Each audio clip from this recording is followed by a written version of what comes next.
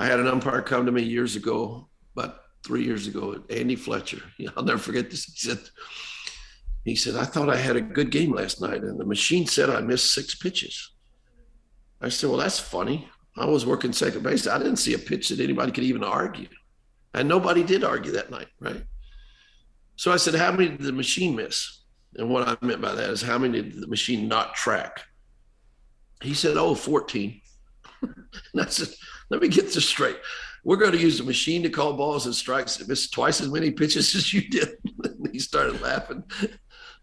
But see, wow, that's another thing. You want to use a robotic umpire. They've proved that the robot misses 7% of the pitches. We don't have an umpire on the grading system we have that's missing 5%. The robot misses 7% of pitches, Joe. That's real? Yeah. It seems absurd that we're even talking about considering using that then. Well, a lot of it has to do with they've instituted the gambling. They have to send the lineup cards to Vegas so they can put the line on the game 30 minutes before the game. Mm-hmm. And I'm not so sure that's a good idea to have gambling involved anyway. But there again, it's more money. Yeah, that's coming.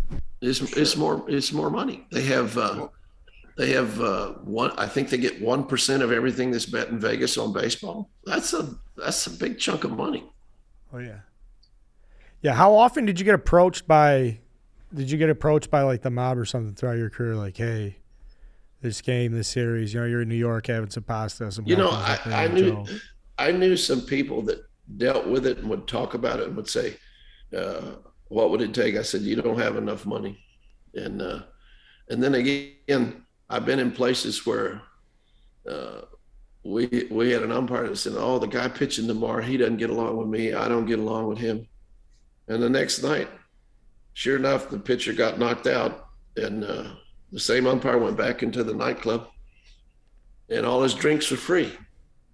And he said, well, what are you doing?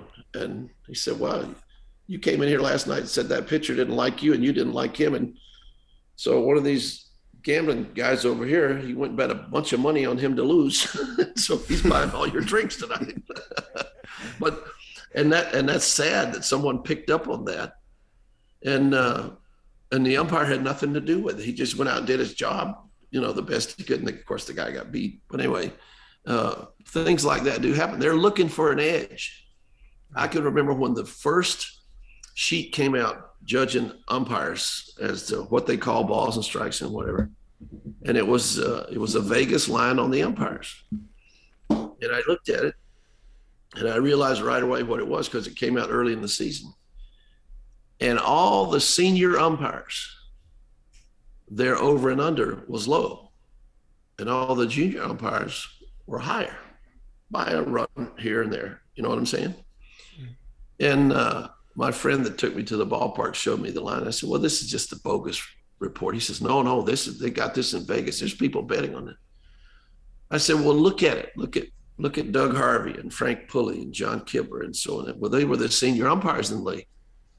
They were the lower of the over and under because they're getting the starting pitching. They're getting the ace, the 2 pitcher, maybe the 3 pitcher, but they're getting the best pitching. So the 4th and 5th pitcher is going to the 3rd and 4th umpire. So they're naturally going to score more runs off them.